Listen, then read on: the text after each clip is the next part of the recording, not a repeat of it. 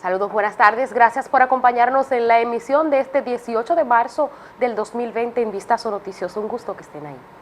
Y así queremos iniciar esta emisión, como siempre, con la palabra del Señor como guía, y el versículo nos lleva hoy a Proverbios 8:17, que dice: yo amo a los que me aman y me hallan los que temprano me buscan. Es una exhortación del Señor hacia nosotros para que le busquemos más y oportunamente en este tiempo de crisis.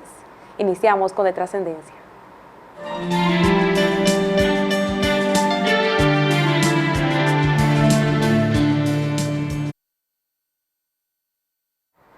El presidente de la República, Danilo Medina, informó ayer una serie de medidas que se implementarán para contener la propagación del coronavirus.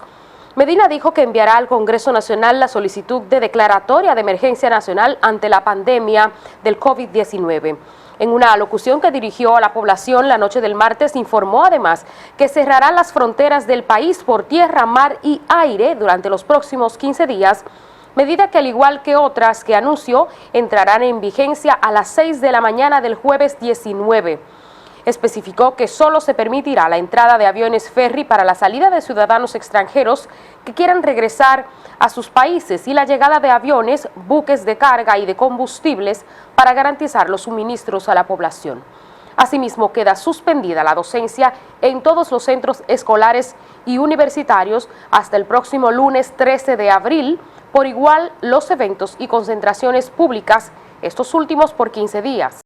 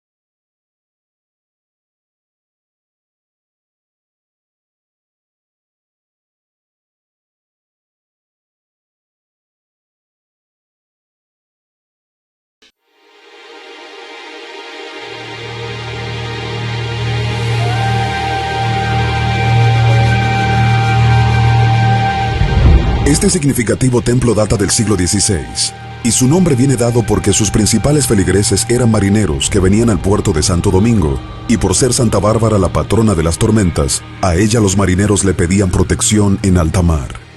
Aquí fue bautizado el patricio Juan Pablo Duarte en una de sus 6 capillas laterales.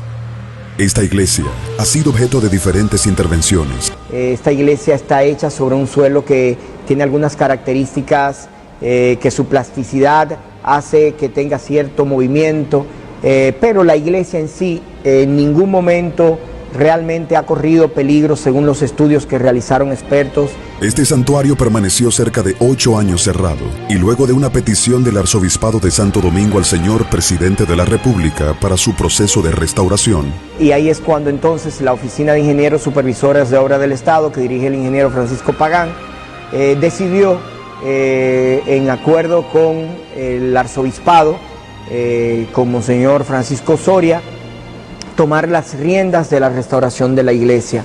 Ha sido un trabajo arduo, complejo, realizado minuciosamente de forma artesanal, para cuidar la esencia del mismo, y al finalizar esta obra nos sentimos altamente complacidos porque ha valido la pena. Damos las gracias a Dios por tener este templo que va a ser la casa de oración de esta parroquia Santa Bárbara, y tenemos ya el templo restaurado. Estamos presentando una gran colección de vitrales hechos en la República Dominicana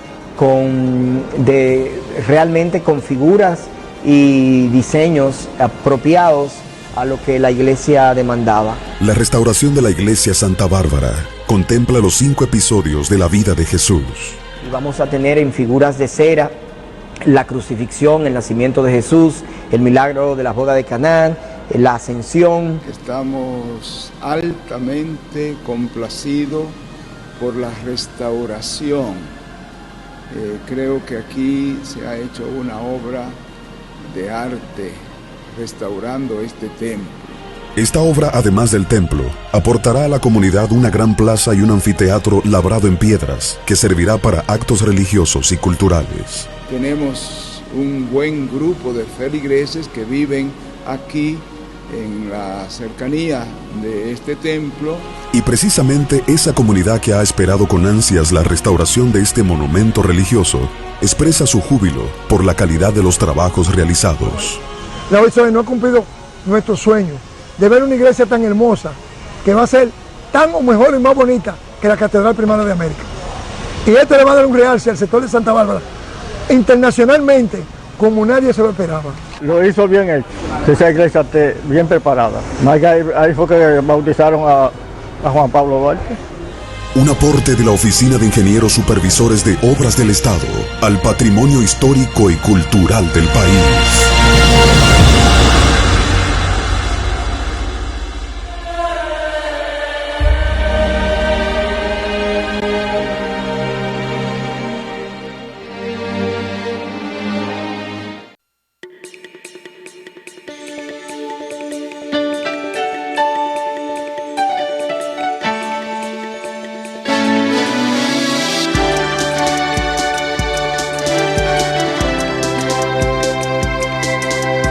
Bueno, y siguiendo con el del coronavirus, Yomaira, hay unas declaraciones que se produjeron precisamente durante la rueda de prensa. El lunes. Sí.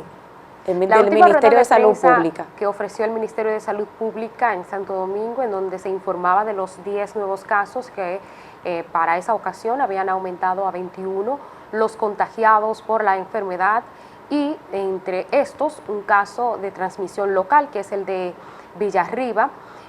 Durante la realización de esta rueda de prensa se escuchó una conversación digamos que entre susurros, entre el ministro de Salud Pública, Rafael Sánchez Cárdenas, y la representante de la OMS, la doctora Alma Morales. Y vamos a escuchar, ojalá y nuestro director pueda poner el audio en amplitud para poder escuchar en ambiente, y luego les explicamos lo que parecía haber acontecido. De nada en ese sentido. Por favor, el orden. Ministro, yo quiero saber cuál es la situación actual de esos 21 pacientes, de los 5 primeros que estuvieron ingresados y ya se les dio de algo, que siguen en sala de aislamiento. También que nos diga cuánto hay en observación. Ustedes escucharon bien, ¿verdad que sí? La doctora Alma Morales le pregunta al ministro, ¿usted no va a decir esto? Para ese momento habían transcurrido alrededor de 40 minutos de esta rueda de prensa y el ministro todavía no se había referido a la muerte de la señora, la dominicana de 47 años que se convirtió en el primer deceso a causa del coronavirus en el país, y cabe destacar que la dama llegó de España. Ciertamente ella contrajo la enfermedad fuera del país, sí. También se ha dicho que ella tenía VIH positivo. Y tuberculosis. Y tuberculosis, o sea que tenía un antecedente que obviamente con el coronavirus también propició el que se complicara su estado de salud. Pero el ministro no quería referirse al caso de este deceso, porque no sé, los funcionarios en este país le tienen miedo, principalmente a la reacción de la gente y de la prensa. Cómo la gente vaya a reaccionar y qué van a la gente a pensar sobre lo acontecido. Y bueno, debía decirse que se trata de un caso relevante. Entonces ahí vemos a la representante de la OMS acercársele y decirle, parece que ya le escribió algo en el celular, y usted no va a hablar de esto. Cuando el ministro le dice no sé si ustedes pudieron percibir que ella aspira y hace como, él le dice, asombrándose. Yo voy a esperar a ver qué conocimiento tienen ellos, refiriéndose a los miembros de la prensa que estaban ahí. Él quería esperar a ver si desde los medios de comunicación ya la información era conocida, y para es entonces una referirse actitud a la muerte. irresponsable, porque nosotros los medios de comunicación no estamos llamados a saberlo todo. Las autoridades son las que tienen que anunciarle al país lo que está pasando de voz oficial. Por eso, desde que se empezaron a conocer las cifras, en muchísimos sectores se ha criticado la poca apertura que hay desde el Ministerio de Salud Pública para conocer lo que está aconteciendo en el país, y por ello muchas informaciones infundadas, muchos rumores han tenido cabida y han esparcido miedo, ansiedad, pánico entre la población. Porque si las autoridades no hacen lo que deben hacer, informando de manera oportuna y con la verdad, sobre todo en sus palabras, entonces la población va a seguir desconfiando de lo que dicen las autoridades y confiando en estos rumores infundados que se esparcen como humo en las redes sociales. Cuando el ministro de Salud Pública dice, yo voy a esperar a ver qué conocimientos tienen ellos, no sé si pudimos ver que la representante de la OMS hace... Sí, ella se espanta y aspira responde, como... dígalo, y vuelve y le dice, dígalo, y a partir de ahí es que el ministro de Salud Pública se refiere al deceso de esta dama, como si no se tratara de una vida, como si no se tratara de algo relevante, importante. Y en el nivel que estamos ya, donde se están tomando las medidas previsorias para que este virus no se expanda, para que se contenga el coronavirus en nuestro país, es necesario que las autoridades hablen con total claridad y de una manera rápida, de acuerdo a cómo van ocurriendo los casos y se van sabiendo los resultados de las pruebas que se le han hecho a las personas, Javier, que tienen un caso sospechoso de coronavirus. Después de la declaración cuando el ministro le responde que él va a esperar, vamos a ver si podemos ver la reacción de la dama, si es posible. Al posible lugar de alojamiento por la cual las personas se encuentran protestando en estos momentos. ¿Alojamiento de quién? Decía que había...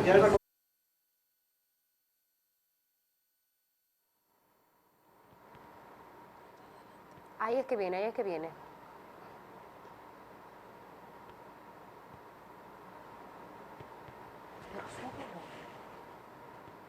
Que nos diga cuánto hay en observación y cuál es la situación actual de esos 21 pacientes, de los 5 primeros que estuvieron ingresados y ya se les dio de algo, que siguen en sala de aislamiento.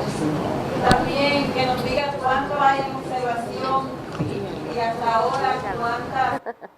Ay, mamacita. Ay, dice la representante de la OMS. Dígalo. Bueno, así queremos así finalizar. Por hoy, ya saben, no tenemos con exactitud el número de contagiados luego de que el cantante del Jeffrey, resultara positivo a la prueba, y también el hijo de Gómez Casanova y otros que desconocemos, pero a través de nuestras redes sociales, @Vistazo Noticioso, en Instagram, Twitter y Facebook, nos ponemos al tanto. Así es. Buenas Gracias tardes. por la sintonía. Nos vemos.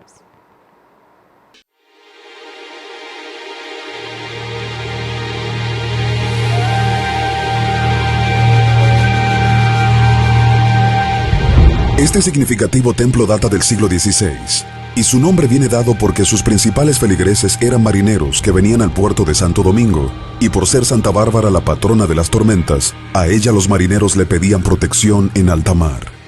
Aquí fue bautizado el patricio Juan Pablo Duarte, en una de sus 6 capillas laterales. Esta iglesia ha sido objeto de diferentes intervenciones. Esta iglesia está hecha sobre un suelo que tiene algunas características que su plasticidad hace que tenga cierto movimiento, pero la iglesia en sí en ningún momento realmente ha corrido peligro según los estudios que realizaron expertos. Este santuario permaneció cerca de 8 años cerrado, y luego de una petición del Arzobispado de Santo Domingo al señor Presidente de la República para su proceso de restauración. Y ahí es cuando entonces la Oficina de Ingenieros Supervisores de Obra del Estado, que dirige el ingeniero Francisco Pagán, decidió, en acuerdo con el Arzobispado, con Monseñor Francisco Soria, tomar las riendas de la restauración de la iglesia. Ha sido un trabajo arduo, complejo, realizado minuciosamente de forma artesanal, para cuidar la esencia del mismo, y al finalizar esta obra nos sentimos altamente complacidos porque ha valido la pena. Damos las gracias a Dios por tener este templo que va a ser la casa de oración de esta parroquia Santa Bárbara, y tenemos ya el templo restaurado. Estamos presentando una gran colección de vitrales hechos en la República Dominicana realmente con figuras y diseños apropiados a lo que la iglesia demandaba. La restauración de la iglesia Santa Bárbara contempla los 5 episodios de la vida de Jesús. Y vamos a tener en figuras de cera la crucifixión, el nacimiento de Jesús, el milagro de la boda de Canaán, la ascensión. Estamos altamente complacidos por la restauración. Creo que aquí se ha hecho una obra de arte restaurando este templo. Esta obra, además del templo, aportará a la comunidad una gran plaza y un anfiteatro labrado en piedras que servirá para actos religiosos y culturales. Tenemos un buen grupo de feligreses que viven aquí en la cercanía de este templo. Y precisamente esa comunidad que ha esperado con ansias la restauración de este monumento religioso expresa su júbilo por la calidad de los trabajos realizados. La OISOE no ha cumplido nuestro sueño de ver una iglesia tan hermosa que va a ser tan o mejor y más bonita que la Catedral Primada de América. Y le va a dar un realce al sector de Santa Bárbara internacionalmente como nadie se lo esperaba. Lo hizo bien hecho. Esa iglesia está bien preparada. Ahí fue que bautizaron a Juan Pablo Duarte. Un aporte de la Oficina de Ingenieros Supervisores de Obras del Estado al patrimonio histórico y cultural del país.